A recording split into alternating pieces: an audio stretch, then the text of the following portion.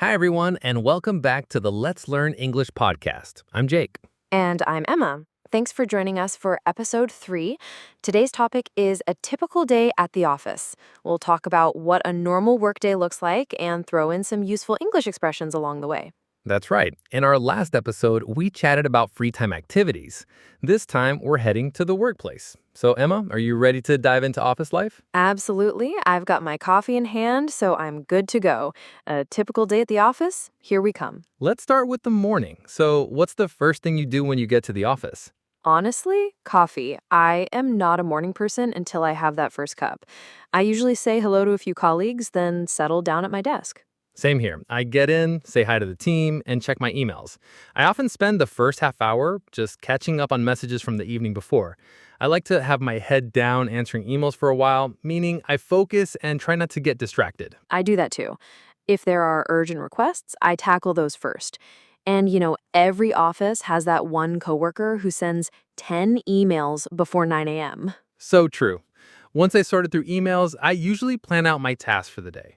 Around 10 a.m., my manager often stops by my desk to touch base with me about our current project. That makes sense. It's good to touch base with your manager or team in the morning. It ensures everyone is on the same page about priorities. By being on the same page, I mean everyone has the same information and understands the goals. Exactly. Those quick check-ins help avoid confusion. We make sure we agree on what needs to be done first. Being on the same page with your boss definitely makes the day go smoother. After that, I typically dive into my main work. If I have a report to write or a presentation to prepare, I'll have my head down working on that.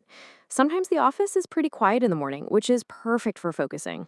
And if I need help or input from a coworker, I'll go touch base with them too. Maybe I'll pop by a colleague's desk and say, "Hey, can we chat about this brief?"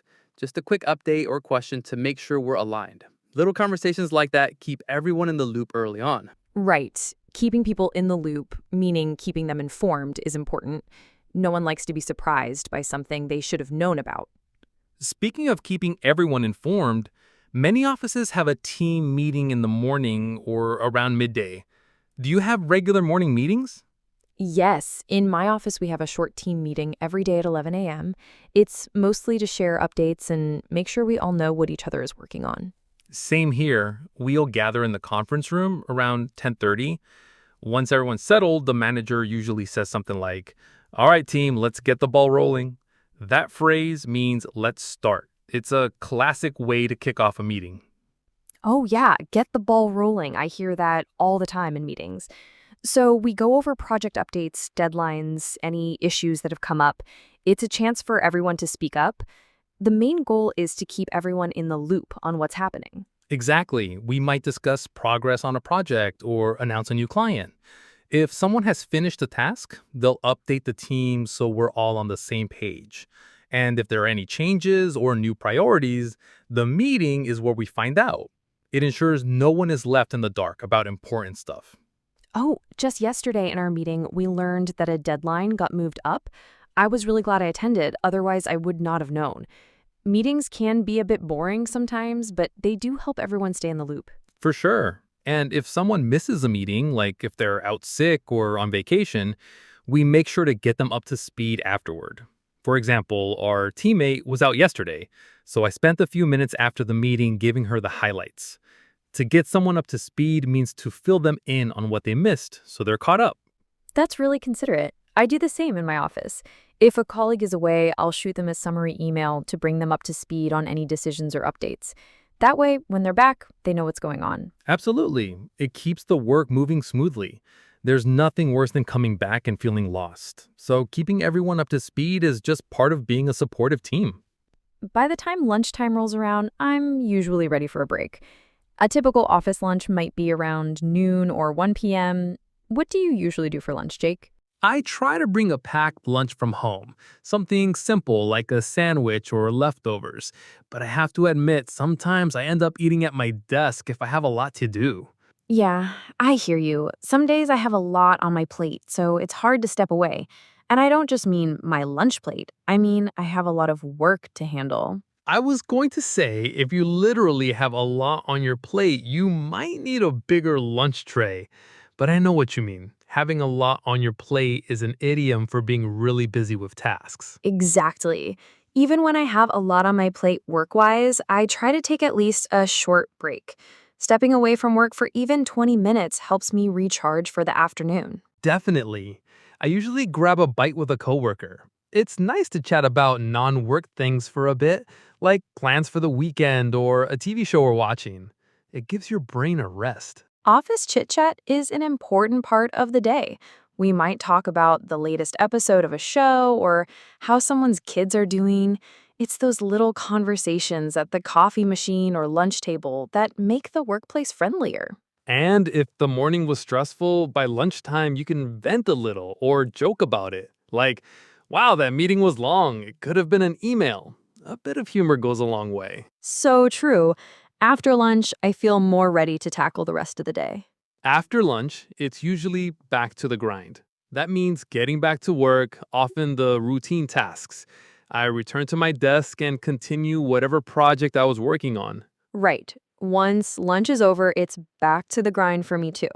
If I was in the middle of writing code or a report, I jump back into it. I often feel a bit slow right after eating. The post lunch slump is real, but I push through it. I might grab a second coffee if I'm really sleepy, then I put my head down and focus for the next couple of hours. Same here. In the afternoon, I try to avoid distractions. I'll put on my headphones or close my office door if I have one, just to signal I'm busy. I keep my head down working on my to-do list so I can meet my deadlines. There can be fewer meetings in the afternoon, so it's a good time to get things done. Of course, emergencies can happen at any time.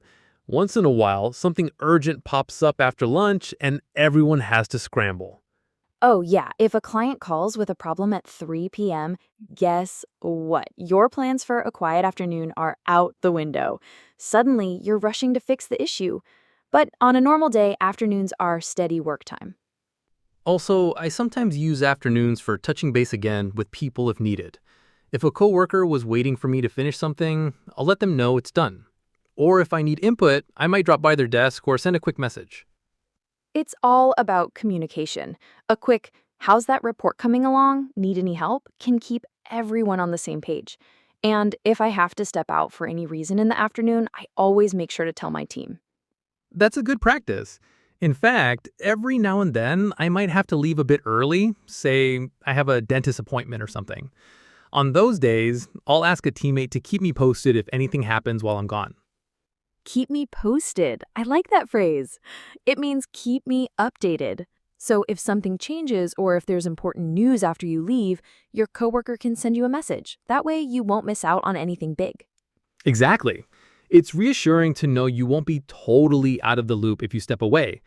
And I do the same for colleagues. If someone's not in the office, I'll keep them posted via email so they know what's up. That teamwork makes a big difference. Nobody wants to come in the next day and find out a decision was made without them. So a quick text or email to keep someone in the loop is always appreciated. Finally, as the afternoon winds down, I start wrapping up my work. If it's a typical 9 to 5 kind of office, around 5 p.m. we're getting ready to finish. How do you usually end your day, Emma? I take a few minutes to review my to-do list and see what I accomplished. If there's something I didn't get to, I note it down for tomorrow. Then, usually around 5:30, it's time to call it a day. Me too. By 5 or 6 p.m., if I've done what I needed to do, I call it a day and start shutting down my computer. That phrase, call it a day, means we decide to stop working because we've done enough or it's time to go home. I love that feeling when you finished your work and you can call it a day. I'll tidy up my desk a bit, say goodbye to whoever's still around, and head out. Sometimes, if I'm in the middle of something important, I might stay a little late, but it's important to have balance. Most days, I pack up and leave on time if I can. Definitely. Work is important, but so is rest. When I call it a day, I really call it a day. I try not to check emails once I'm home for the evening. Good idea. I need to get better at that. So, that's basically a typical day. Emails and coffee in the morning, meetings to keep everyone informed, a lunch break to recharge, hard work in the afternoon, and then wrapping up. And along the way, lots of little chats, a few laughs, maybe a challenge or two, but you get through it and finish strong. Speaking of calling it a day, we're almost ready to wrap up this episode. But before we do, how about we recap some of those useful office expressions we used today? Great idea. Let's explain the vocabulary a bit, just to make sure it's clear.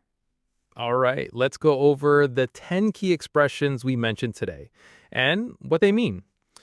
Touch base means to make brief contact with someone, usually to update each other or check in. For example, you might touch base with a colleague about a project just to see how it's going. 2. On the same page means you all have the same understanding or agreement about something. In a meeting, you want everyone on the same page so there's no confusion. 3. Get the ball rolling means to start something, especially a project or discussion. It's like saying, let's begin, in a more colorful way. 4. In the loop. We talked about keeping everyone in the loop. If you're in the loop, you are included in the information or updates about a project or event. To keep someone in the loop means to keep them informed, so they know what's happening. 5.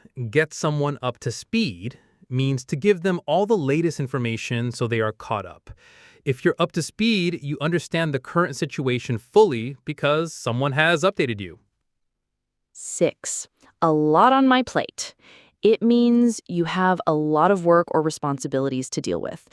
It's like saying, I'm really busy. Back to the grind.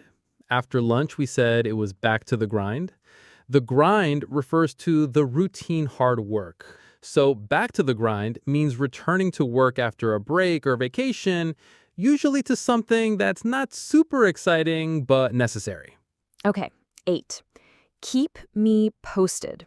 If someone says, keep me posted, they're asking you to keep them updated on a situation. In other words, let them know any new information or developments.